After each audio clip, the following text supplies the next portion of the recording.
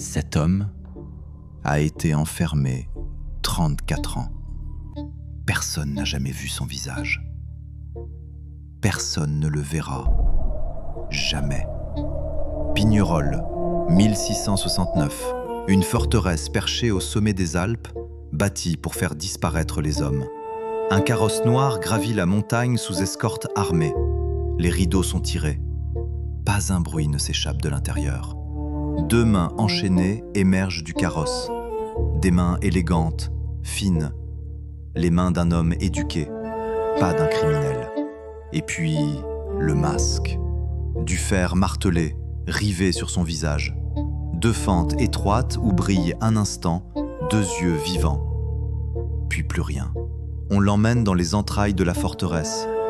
Couloir sombre, torches éparses. À chaque pas, il disparaît un peu plus du monde. Sa cellule.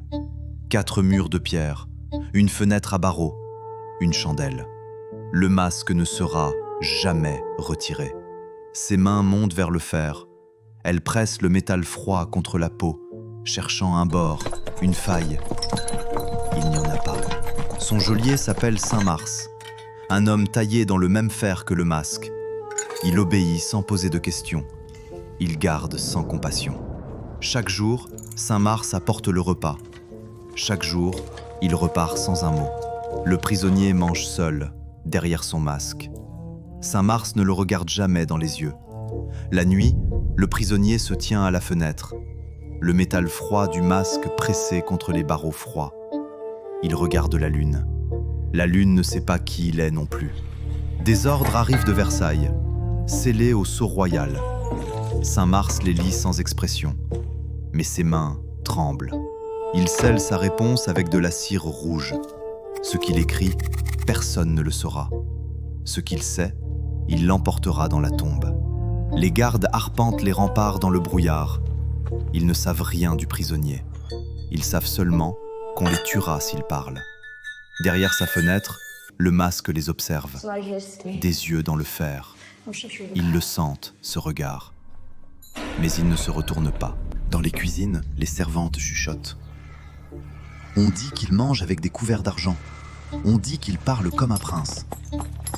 On dit qu'il ressemble au roi. Un jour, une assiette d'argent apparaît au bord de la fenêtre. Des mots sont gravés dans le métal. Un message. Son seul cri vers le monde.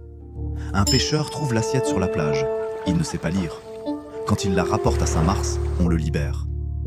L'homme qui savait lire aurait été tué.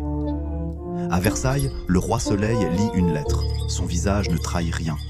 Mais sa main serre le papier si fort que l'encre marque sa paume. Il écrit sa réponse d'un trait. Le sceau royal tombe comme une sentence. Le prisonnier ne doit jamais être libéré. Jamais. On transfère le prisonnier. Un convoi traverse la Provence sous le soleil. Les rideaux sont fermés, comme toujours. L'île Sainte-Marguerite, au large de Cannes. Une île dont on ne revient pas. Sa nouvelle cellule est baignée de lumière méditerranéenne.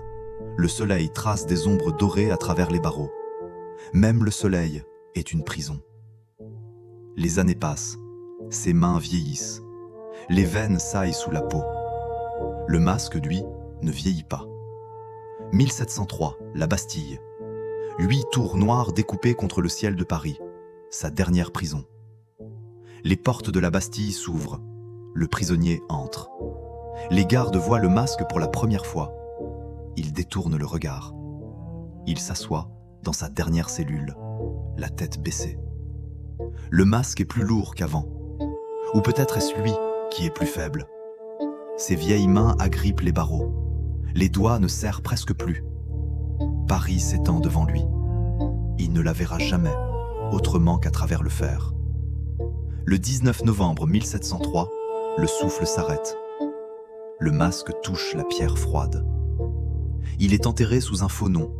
Le lendemain, tout est détruit.